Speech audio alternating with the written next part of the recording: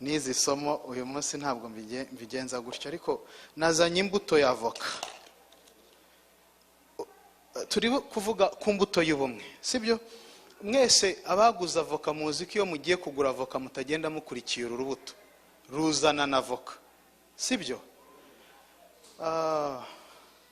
Ariko iyo umaze kurya avoka, ahanini iki ngiki ni nkaho nta gaciro gifite. Nyamara ya avoka yaguhenze ntiyari kubaho hatabayeho iyi mbuto, sibyo? Turi kumwe? Noneho rero ijambo ry'Imana ndaza kurigeramo, ariko ndashaka kugira ngo tubanze tugendane gatoya twinjirana ahantu. Imana nta kintu ikora idakoresheje imbuto. Haleluya.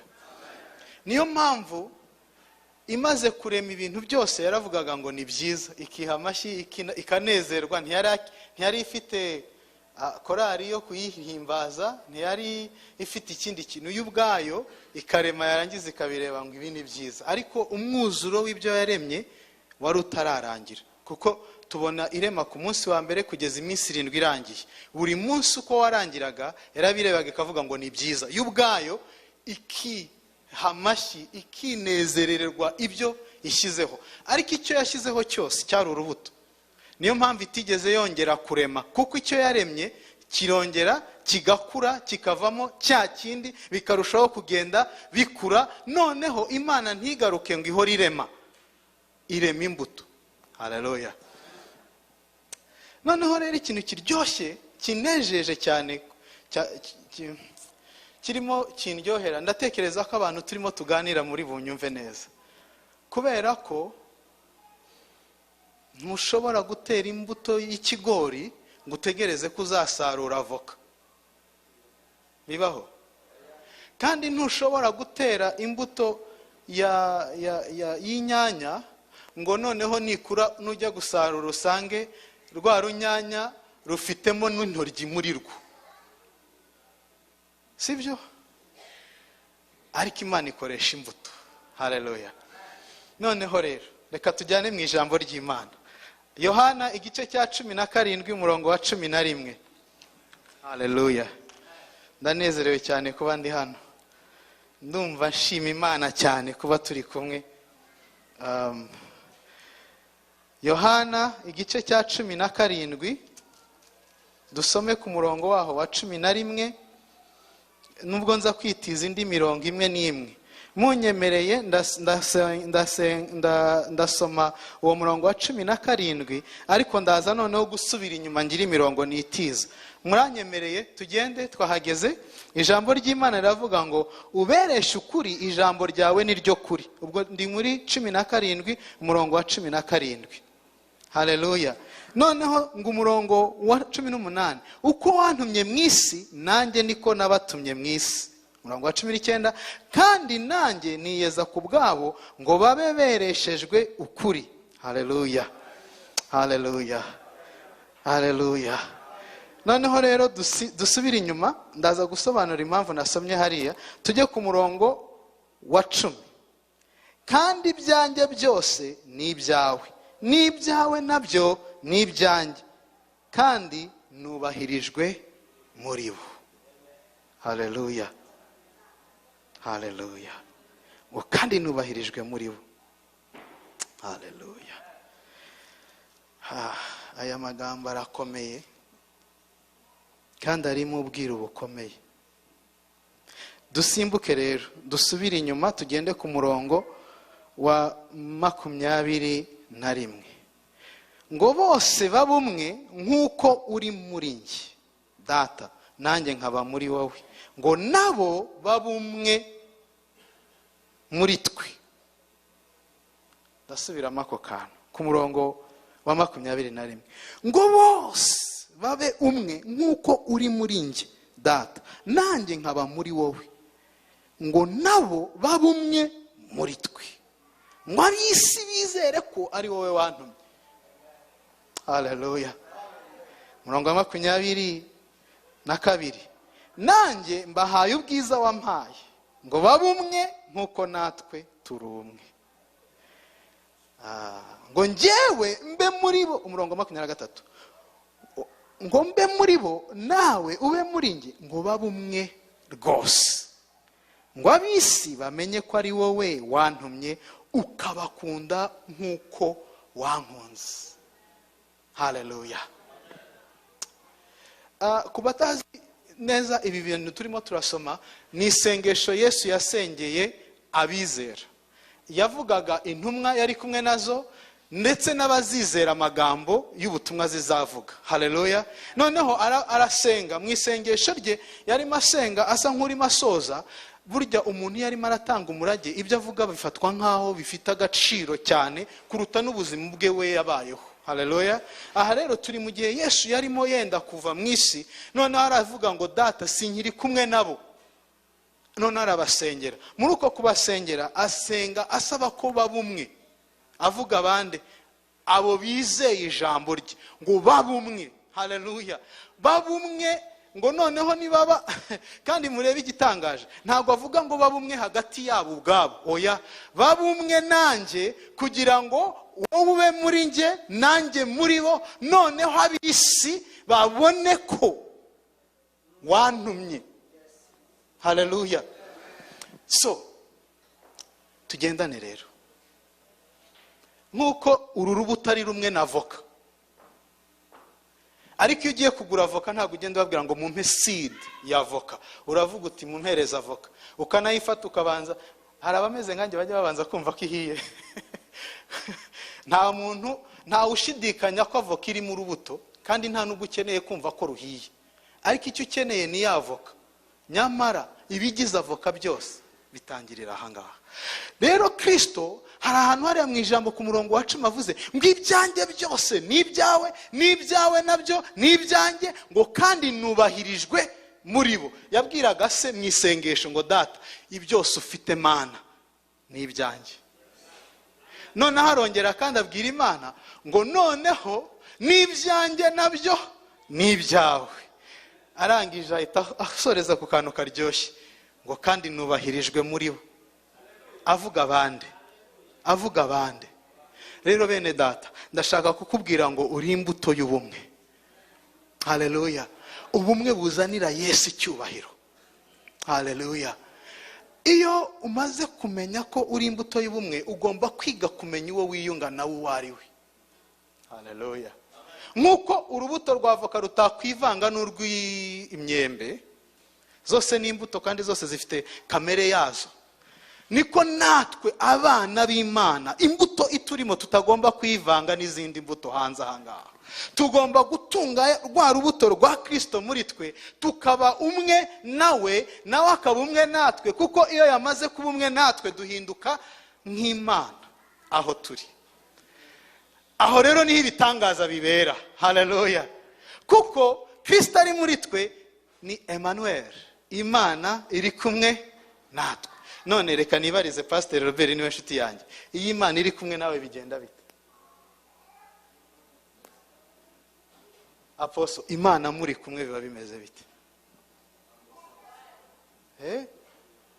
Nibaza icyo kintu, kuko ibyo tuvuga aha ngaha ngo turi abakristo, hari igihe twibagirwa ko kuvuga ko turi abakristo turimo turavuga ko turi umwe n'Imana. None Imana iratongana muri karitsiye? None Imana igira ishyari ry'abandi? None si Imana iraroga? Imana irangana? Kuki se tubikora? Nuko tutari twabumwe na Kristo by'ukuri. Umunsi abakristo muri Edmonton babaye umwe na Kristo by'ukuri, iyi Edmonton izamenya Kristo wabo batiriwe bavuga ubutumwa, kuko presence y'Imana ubwayo ihindura aho bari. Haleluya. Iyo uri kumwe n'Imana ugendana n'abantu utazi ururimi rwabo, bakumva amavuta bakamenya ko ufite Imana. Iyo uri kumwe n'Imana uba utazi kuvuga nka Mose, ariko abagukikije baba bazi ko ufite Imana. Haleluya. Iyo uri kumwe n'Imana haleluya, ugera imbere y'abantu bakubona usenga uvugana nawe bakagira ngo wasinze, ariko bakazahamya ibitangaza bikuvuyemo. Iyo uri kumwe n'Imana, imiyaga ihuha abandi irahuhika gusiga uhagaze. Haleluya. Kubera so tugomba kuba imbuto. Yesu yaje kugira ngo abe imbuto y'ubumwe, ntabwo ari twebwe turi imbuto. Yesu niwe mbuto y'ubumwe bwacu n'Imana. Haleluya. Bibiliya iravuga ngo ni ukuri ngo imbuto itagiye mu butaka ngo ipfe ntishobora kwera imbuto zayo. So Kristo yaraje atubera imbuto, ajya mu butaka arapfa, amaze kuzuka abamwizeye twambara kamere y'ubumana, tugenda twuzuye Imana. Ubu mutureba aha twuzuye Imana. Haleluya. Haleluya. Yes, harabuzuye ibitoki n'ubugari ariko twebwe twuzuye Imana. Hari abantu ahangaha hanze habuzuye umujinya n'ubuhutu n'ubututsi ariko twe twuzuye Imana. Hari abantu buzuye bya bintu by'umurenge mu byita bite? Bamwe ahangaha buzuye ubu yewe niyo wabyita ubumayimayi, ariko hari n'ibindi imurenge mugira ngo abasita abaki n'ibiki. Hari abantu bagenda buzuye ibyo kuruta uko buzuye Kristo. Ariko bevandimwe, Imana irashaka ngo twuzure Kristo. Haleluya. Kuko Kristo yaduhindukiye imbuto. Iyo wakiriye urwo rubuto rukajya muri wowe, ruhindura byinshi mu buzima bwawe. Kandi si wowe gusa uhinduka, n'abakwegereye bakakugutaho barahinduka. Haleluya. Ndabibereka muri ubu buryo. Ni bande bafashe vaccine hano? Mumpa abantu 3 bayifashe baze hano imbere. Mwihangane kabisa, ntawe nkoze isoni ni muhumure. Ariko 3 baje. Wafashe urwitwa gute? Ni Pfizer ni Moderna? Pfizer. Wafashe nawe Pfizer? Wafashe Pfizer. Reka mbabaze, aba bantu bari kugenda hari Pfizer mubona? Ariko ibarimo. Pfizer ntabwo uri kuyibona, ariko yo muri bo irimo gukora akazi kayo. Kristo muri twe. Haleluya. Kristo muri twe. Kristo muri twe. Abo hanze bashobora kutamubona, ariko twa bamufashe turabizi ko tumufite.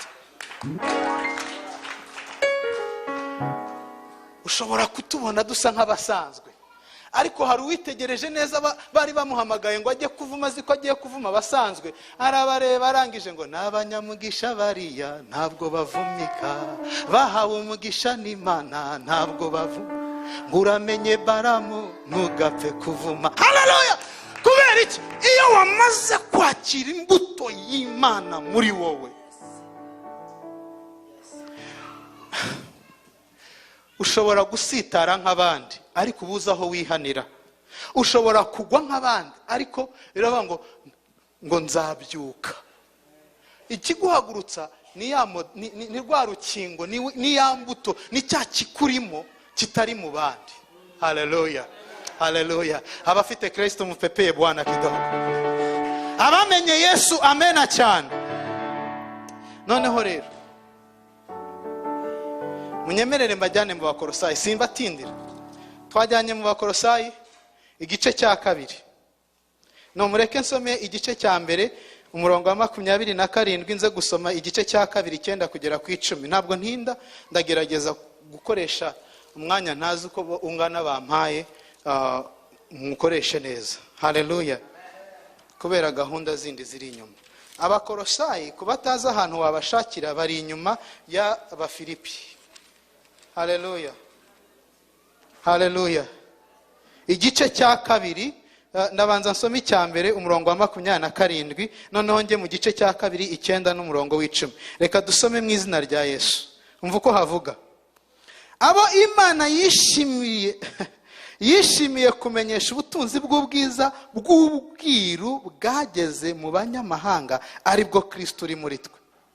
Ako kantu murakumvishe? Ngo abo Imana yishimiye kumenyesha ubutunzi bw'ubwiza bw'ubwiru bwageze mu banyamahanga, aribwo Kristo uri muri twe, aribyo byiringiro by'ubwiza. Haleluya. Haleluya. So reka nongere nsubiremo aka kantu. Ikintu bita ubwiru, espoir. Ubwiru ni mystery. Ubwiru butandukanye n'ibanga, sibyo? Reka mbereke ibyo nshaka kuvuga. Apose nyihanganira uze hano gato. Ngiye kubereka ukuntu ubwiru n'ibanga bitandukanye. mubwiye ibanga.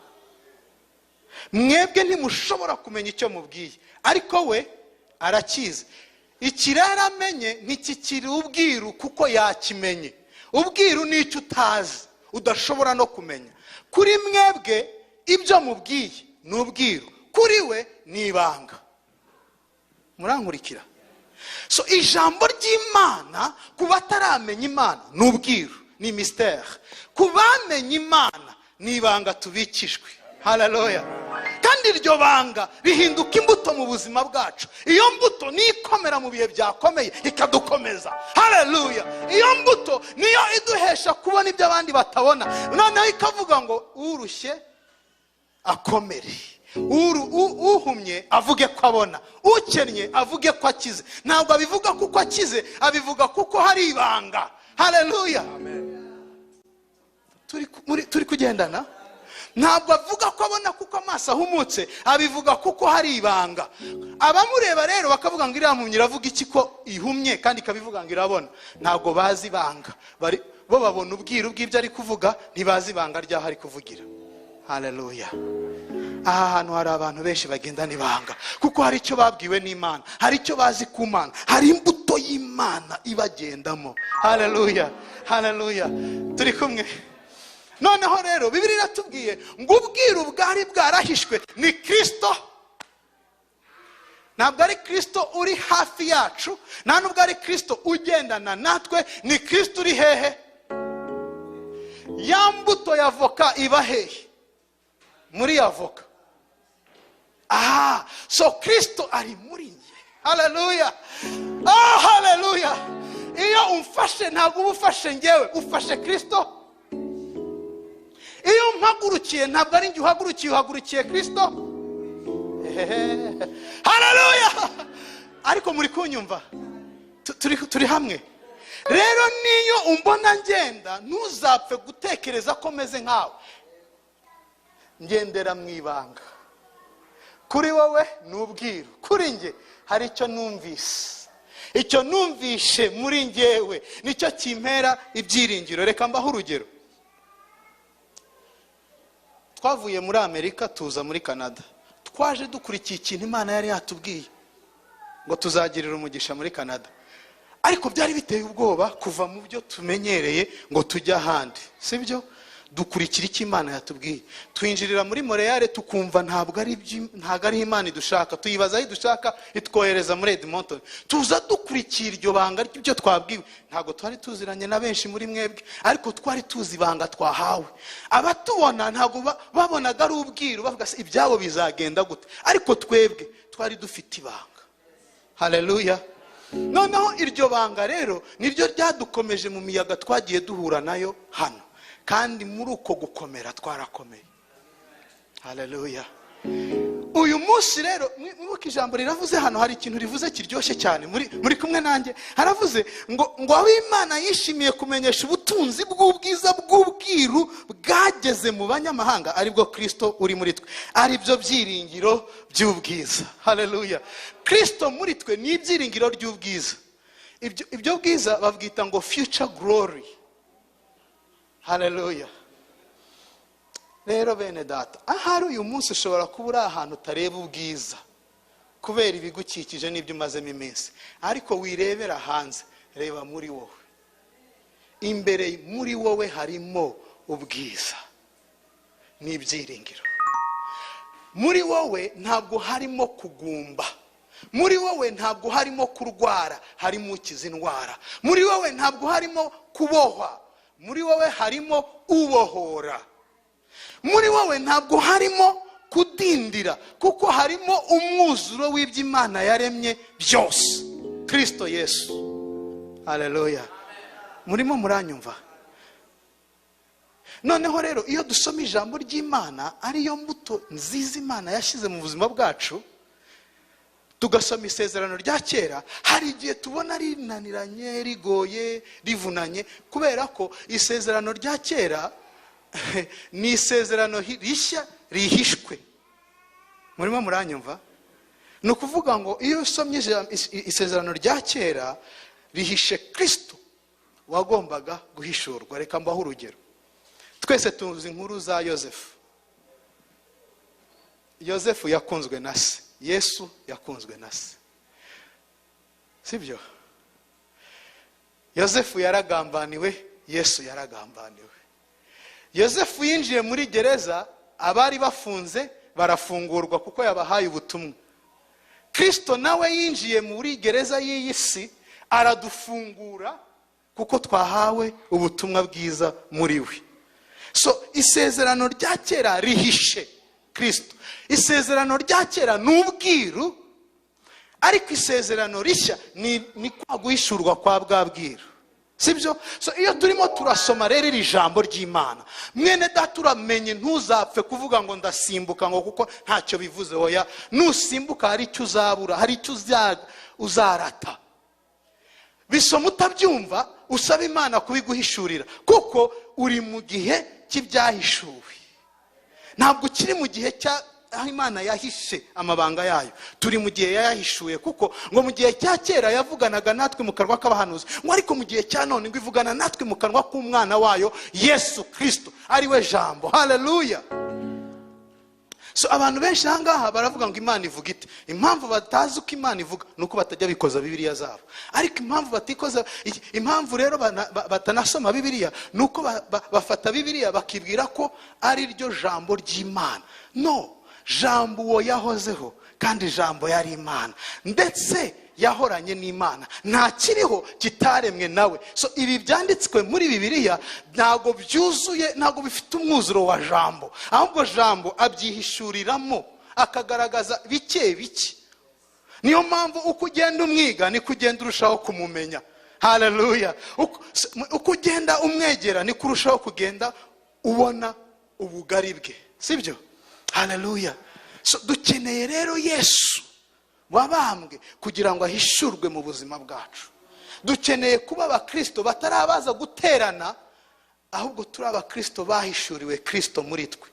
Dukeneye kuba abantu bagendana n'Imana iri muri bo kuruta Imana bumvanye pasiteri, bagakunda Imana ibarimo kuruta Imana bakundishijwe n'ababyeyi babo, bagakunda Imana yabasubije n'igihe itarabasubiza kuko bazi ko iri muri bo. Haleluya! Iyo Mana iri kumwe nawe ntacyo ni hahandi avuga ngo amazi asuma ntanteye ubwoba. Haleluya! Kuko arasuma Yesu ariko uwo turi kumwe. Haleluya! Yarayaremye, ashaka kuyabwira ngo tuza abanyanja we, agatuza. Haleluya! Murebe rino jambo. Nababwiye ngo ndaza gusoma igice cya 2 umurongo w'9 kugeza ku 10. Haravuga ngo nyamara muri we niho hari kuzura kubumana mu buryo bw'umubiri. Wow! Yesu muri we niho huzuye ubumana. Mwibuke ijambo twahereho, yavuze ngo data ngo kugira ngo ube muri nge nanjye muri bo. So iyo wakiriye Yesu muri wowe, wakiriye umwuzuro w'ubumana. Nongere mbaze ikibazo rero, ese Imana turi kumwe itinya abadayimoni? Abakristo mugitinya dayimoni mufite ikibazo nuko utegera Imana, kandi nibo benshi babihariye ngo abantu bafite amavuta runaka. Sinzi n'uburyo mutekereza amavuta, kuko amavuta ni Imana ubwayo. Imana ihari haba hari amavuta. Haleluya! Haleluya! Turi kumwe? So muhinduke. Niba koko ufite Kristo, mwemerera ganze yuzure muri wowe. Ubwo bwoba bw'abadayimoni ufite n'ubwiki. Hari abantu batinya kurya ngo baratinya ko bakuroga. Mana yanjye, ni byiza kwirinda ngo batakuroga, ariko birambwira ngo niyo waburya cyangwa se n'inzoka ibufite ikabukugeraho, Imana itashatse kupfa kubera ubwo bumara, ntacyo uzaba, sibyo? Kuko iyo irumye iruma ahari Imana, sibyo? Ni bya bindi nababwiraga, fahiza bafashe ibarimo, ikibataka gikubitana nayo muri bo.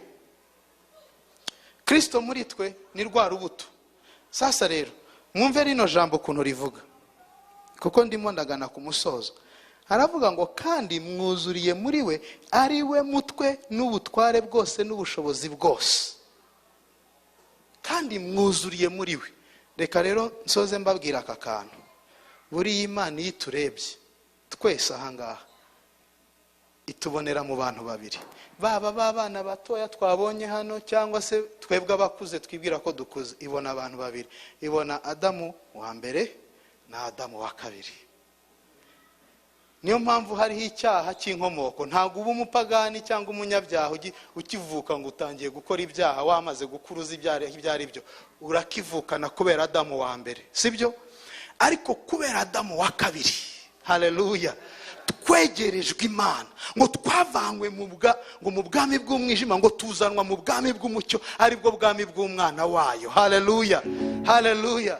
So abantu muri uyu munsi wa none, abasore, abagore, abapapa, abamama, mukeneye kwinjira mu mucyo w'ubumana by allowing, kwemerera Yesu akaza muri mwe anyuze mu ijambo, agakurira muri mwe, muri rya jambo musoma mwiga, rikabakuriramo, rikagenda ribahindura. Aho ribabwira ngo muzarambura ibiganza ku barwayi, mukizera ko mwabirambura ku barwayi bagakira, mudategereje ko haza umupasiteri biswe ngo arasizwe ngo asengeye abarwayi bagakira indwara. No, nawe wasenga wuzuye Kristo, abarwayi bagakira indwara. Amen, haleluya. Nawe wahanura bigasohora wuzuye Kristo, kuko niwe buhanuzi, niwe mwuzuro w'ubumana. Haleluya.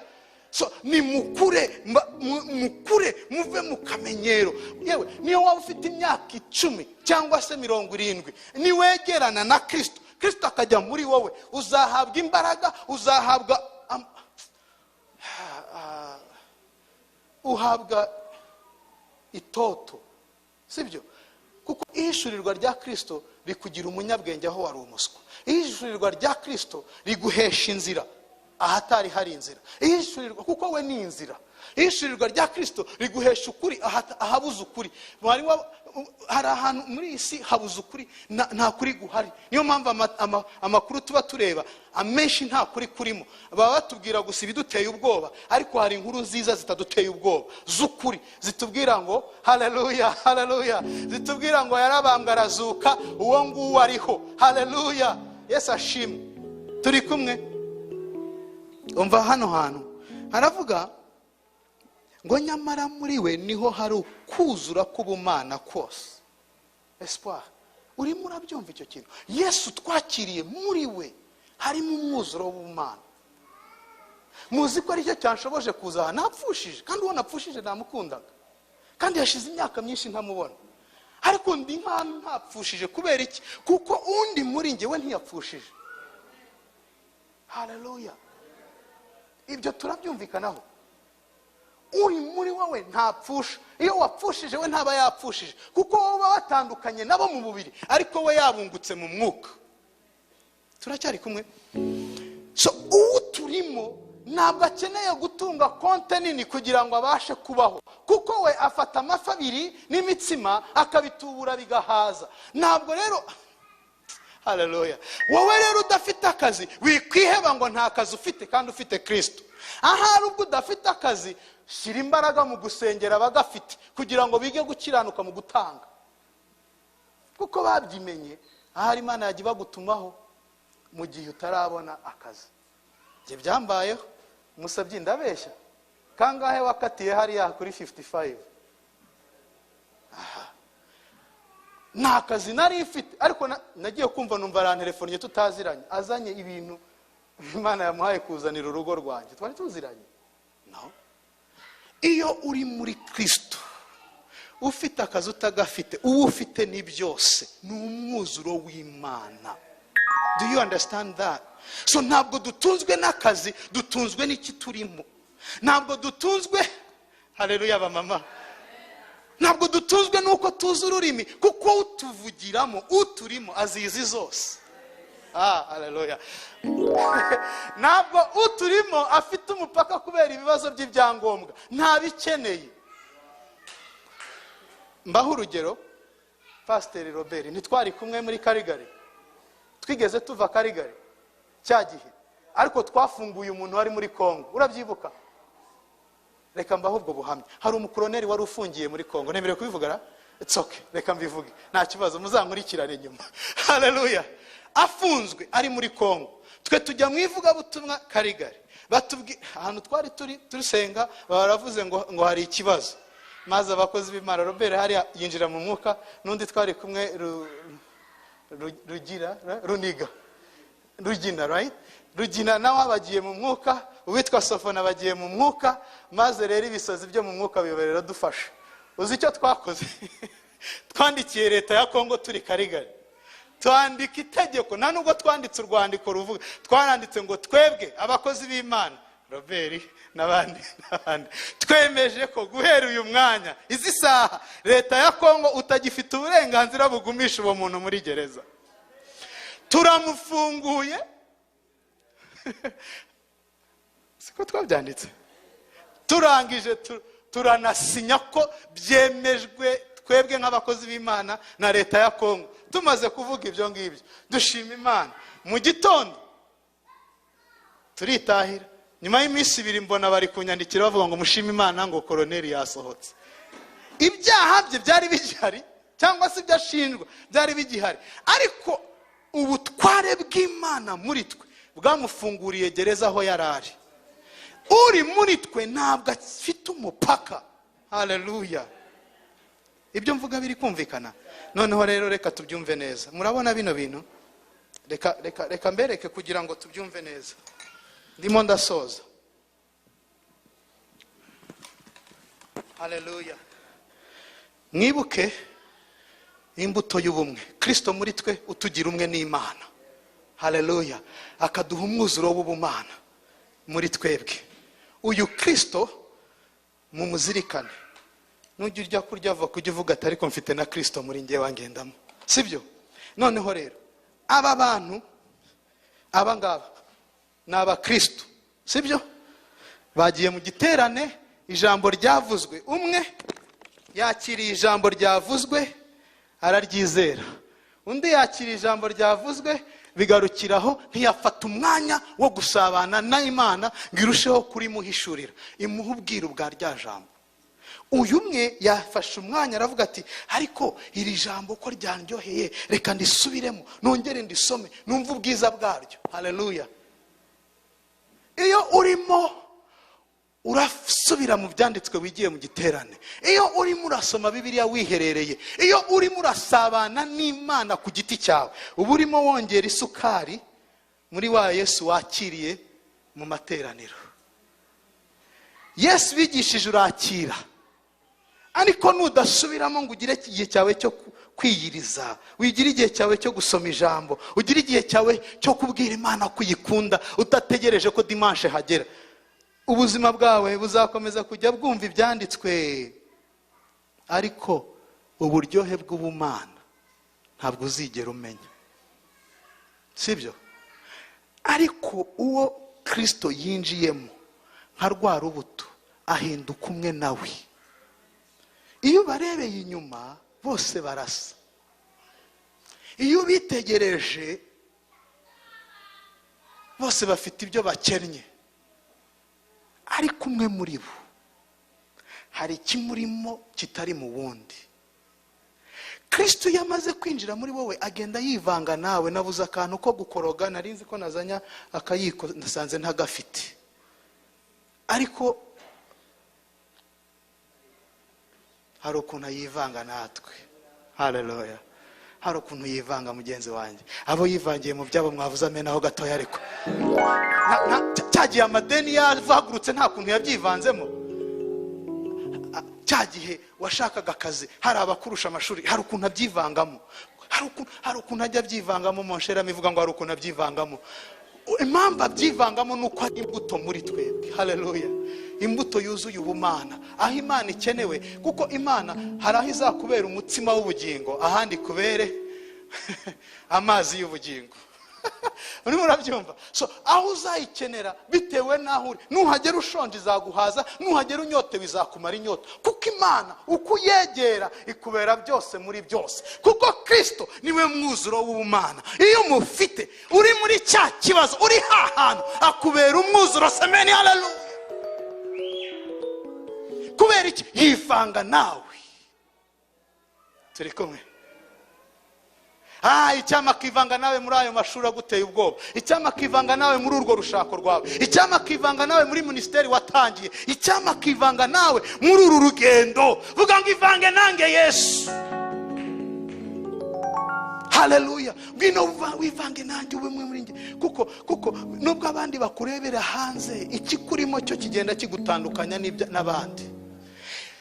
Imiyaga irahuha, imivu ikaza, mwese mugakubitwa kimwe, ariko ntimubabara kimwe. Kuko uyu nguyu iyo bitangiye gukubitwa, bya bindi byakiriye ntabihe umwanya wo kugira ngo bimugirire umumaro, bimusohokamo, asigara ari empty. Ariko uyu nguyu ufite ibyo yakiriye, iyo bitangiye kubiha, anywa kuri amazi y'ubugingo. Birivuga ngo mu nda zanyu hazadudubiza amasoko y'amazi y'ubugingo, umwuka wera agatangira kwenteriseda muri wowe. Ngo umwuka niwe udufasha mu ntege nke zacu, ngo akadusengera bihwanye n'ubushake bw'Imana, ngo kuko twebweho tutazi gusenga ibikwiriye, ngo uwo nguwo ngo arondora ibitekerezo by'Imana. Haleluya. Kubera iki? Iyo turimo bene data, iyo twuzuye bavandimwe, yaraveze kwivanga natwe, iyo byacitse arabidoda. Haleluya. Navuze ngo iyo byacitse arabidoda. Tumuhereze icyubahiro. Haleluya. Ndimo nsoza, mfite ikibazo.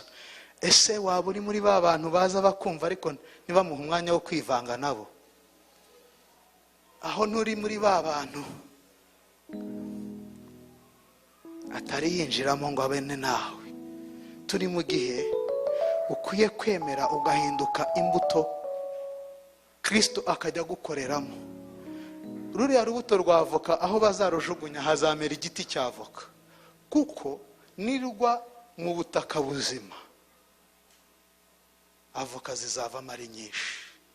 Mwene data, uru rubuto Yesu yasize aha ku isi, kuko yaravuze ngo sinsengeye aba gusa, sengeye n'abazizera amagambo yabo, ngo kugira ngo babe umwe.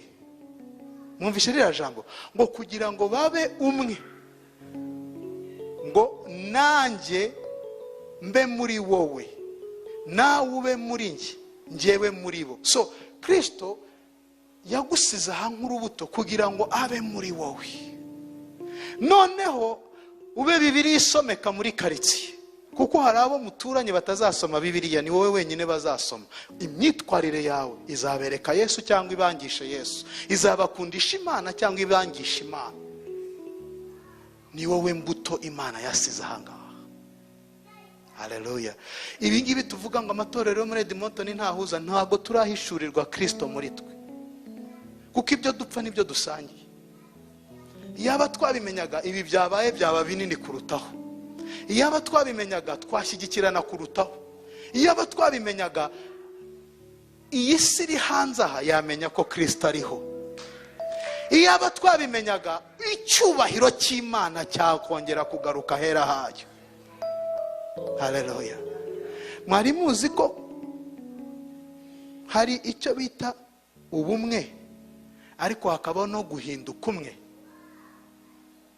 Okay.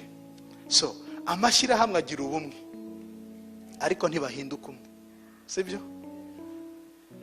Njye n'umugore wanjye turi mu bumwe bufatanije urugendo rw'urushako, sibyo? Ariko ntabwo turi umwe. Niyo mpamvu nitugera imbere y'Imana azabazwa uko yitwaye, nzabazwa uko nitwaye. Urugendo twararusangiye, ariko urubanza ntituzarusangira. Why? Njyewe ndi mu bumwe nawe, ariko ndi umwe na Kristo. Nawe mwabumwe na Kristo.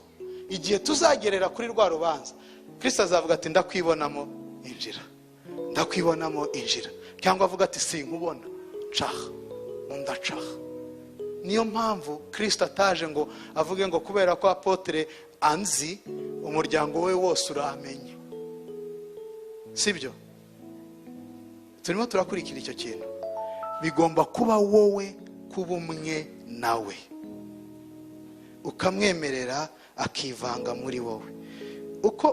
Uko mutindana niko agenda yivanga muri wowe. Iyi sukari iragera ikahinduka nk'aya mazi. Wabona amazi ntubona isukari, wabona isukari ntubona amazi, sibyo? None mbabaze mwebwe abamama, abapapa, hanze hari iyo bakurebye babona Yesu wawe, cyangwa babona Yesu ujya uvuga ariko Yesu bakamubura? Iyo Mana uvuga y'ibitangaza, ese birimo biragaragara iwawe? mureke dusoze. Ndababaza ikibazo namwe munsubize. uri ubwoko ki bw'imbuto? Yesu yasize imbuto arimo. Ese wowe uri urubuto arimo? Aho bagushyize wakwera ukera izindi nyinshi.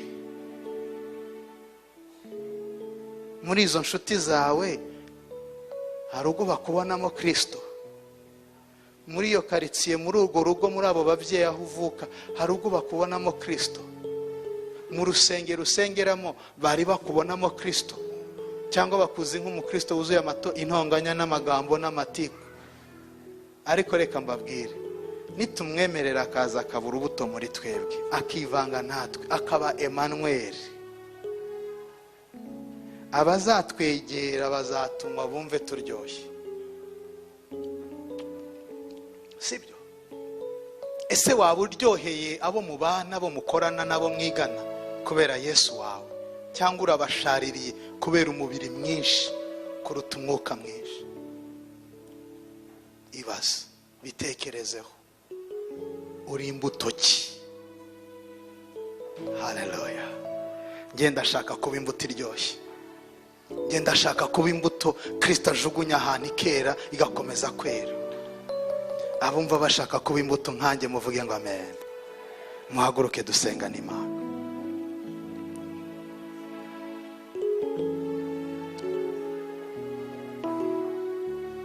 Haleluya.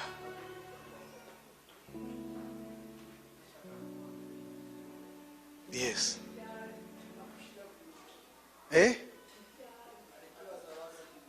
Ahangaha niho ngiye gusobanura. Papa ubajije neza cyane ngo ni ryari Yesu agushyiramo iyo mbuto. Bibiliya iravuga, haleluya, mu Baheburayo ngo Yesu we niyo banze ryo kwizera kwacu. Ngo ese bazizera bate? Nta wababwiye.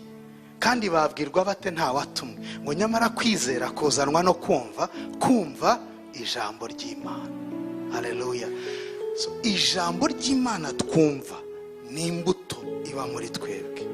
Iyo wakiriye Yesu, byo kuvuga ngo ndakijijwe mwemeye nk'umwami n'umukiza wanjye ni byiza, ariko nutabigerekaho kwakira ijambo rya buri munsi rikuvanaho riri kugeza ku rundi rwego, uzaguma kuba wa wundi wakiriye ariko utarakiriye imbuto.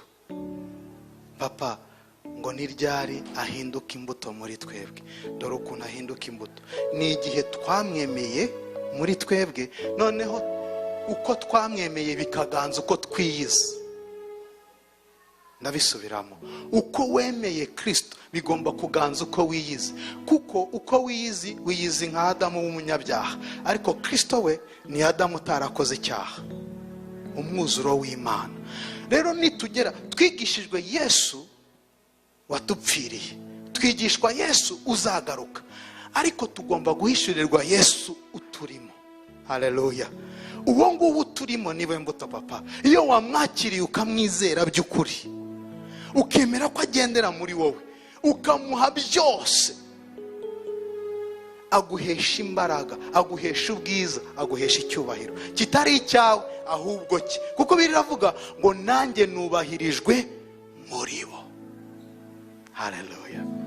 Njyewe rero iyo navugaga ngo ndashaka ko mpinduka imbuto nziza, nuko nshaka ko ubuzima bwanjye buhinduka inzira y'icyubahiro cy'Imana mu byo nkora byose. Haba hari ushaka ko imibereho ye ihinduka icyubahiro cy'Imana, nibyo nabazaga. Niba rero mwahagurutse ari byo mwemeye, nene mukomere Imana y'amashyi. Haleluya. Reka ugende ube icyubahiro cy'Imana, reka ugende ube ubwiza bw'Imana, reka ugende ube uburyohe bwa Kristo hariya muri uriya mujyi, hariya ahantu utuye, hariya ahantu utaha. Haleluya. Dusenge. Haba harimo umuntu hano uvuga ngo nge sinakiriye Yesu, ndamwumva ndabyumva cyane ariko nkeneye kumwakira. Itsoke mureke, ari kumwe na se. Haleluya. Itsoke mureke kabisa. Hariya naho igihe gito, ahubwo bino bintu biri kunyigisha ikindi kintu. Reba, iyo uri kumwe na Yesu ushira amanga nka gutya, kuko uba uzi ko uwo muri kumwe ari papa wawe. Ntiyitaye kuba arimo bamureba kuko azi ko uwo arimo asanga ari se. Ese ntabwo mwumva ukuntu biryoshye kwegera Imana ntiwite kuba kureba, ahubwo ukita ku uwo muri kugendana. Haleluya. Murumva bidatangaje cyane kwegerana n'Imana ngo abakureba bajye bavuga ngo uriya muntu ari kumwe n'Imana, uriya mwana ari kumwe na se. Ntabwo twabyawe n'ubushake bw'umugabo n'umugore, twabyawe n'ubushake bw'Imana mu mwuka. Reka dusenge. Hallelujah. Joshua, we're gonna pray. We're gonna pray. Close your eyes. Yeah. Uwiteka mwami mwiza, sinisengeye ngewe gusa, sengeye nabo twumvanye ijambo ryawe, ngo tugirire ubuntu, tugire inyota nshyashya yo kugushaka, tugire inzara nshyashya yo kugukenera, tugushake muri twe, tugukenere muri twe, tuguhe ikaze muri twe, wivange natwe. Abantu nibadukoraho, nibatwegera, nibadusanga basange wowe muri twe, nibadusanga basanga ubwiza bwawe muri twe, nibadusanga basanga amavuta yawe aturiho, nibadusanga basanga umwuka wawe adukoreramo. Mwami ngwino ube muri zino drama team, ube muri twebwe abakuze, maze Edmonton imenye ko wadutumye, Edmonton imenye ko uri muzima, Edmonton ibone ubwiza waduhaye n'icyubahiro cyawe muri twebwe, kuko twakwemereye tukaba imbuto yawe muri iyi si. Bisenze mu izina rya Yesu, amen.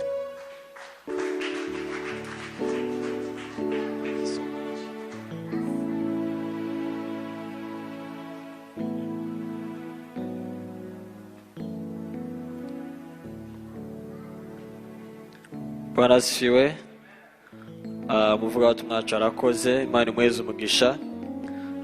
Turamushimiye cyane kuba warumvishije ubusabe bwacu katwitaba. Imana iguheze umugisha cyane. Dushimiye n'abantu bose babashe kwihangana tugeze ku musozo. Imana ibaheze umugisha mwege mwese abo Uwiteka yagiriye neza tukabana muri ibirori byacu by'uno munsi. Turi kwitangiriro ntago turi kwiherezo. Tuzakomeza dukomeze uko ubuyobozi bw'itorero bazagenda batwereka inzira nziza yo kunyuramo kugira ngo tuganishe mu byiza biri imbere. Kubera ko umwanya wagiye, twari gutambutsaho za drama team zigapresentinga kino gitaramo, ariko bafite indi minsi iri imbere, ubwo ngubwo bizaba birofishe cyane. Reka twumve Pastor Papa Blessing adusengere asabira umugisha buri umwe wese wabashe kukandagiza ikirenge cyiwe ahangaha, n'uwabitekereje ariko tanagera ahangaha, uwo ngo nawe mwibuke. Nitumara wereke n'Imana iki cyumweru tugiye gutangira cy'imirimo kugira ngo Imana izabane natwe twebwe twese. Kari murakoze. Reka dusenge twese. Uwiteka twongeye kuguhimbaza kubw'ijambo ryawe tumaze kumva, tugushimiye ku bihe byiza twagiriye hano hantu, tugushimiye ku mwanya mwiza waduhaye, indirimbo zaririmbi wahangaha zatubereye umugisha. Reka tukwereke aba bana tubashire mu biganza byawe, mu maboko yawe Mana, kugira ngo bakurire mu ijambo ryawe kandi barushaho gukunda umurimo wawe. Ubahe ya mbuto nziza batwigishije y'ubumwe, kandi twebwe twese turushaho kwerekwa ijambo ryawe icyo ritwereka. Tubane nawe muri gahunda zacu zose Mwami, utuje imbere kandi ukomeze utuyobore, kuko tutari kumwe nawe ntacyo twageraho, nta nubwo twahinduka, nta nubwo twabasha kwera imbuto nziza. Ariko turakuraritse Mana kandi turakwiyegereje kugira ngo uyobore buri wese, uhe umugisha buri wese, kandi ubashe kurinda ubugingo bwacu kugira ngo dukomeze kubana nawe. Ha umugisha babana, ibikorwa byabo bikomeze kuja imbere, bakomeze kuba umuco hirya no hino ku isi, kandi imbuto wabahaye y'umuhamagaro ukomeze gukura muri bo kugira ngo bazakomeze kubona Imana. Bana natwe twebwe twese, ubwo tugiye gutaha tujane nawe, imbaraga zawe zikomeze kuturinda kuzageza undi munsi, kandi tuzongera guterana. Ni mu izina ryawe ryaradusenze Yesu, amen. murakoze ubuntu bw'Imana amara ya Kristo abana namwe amen.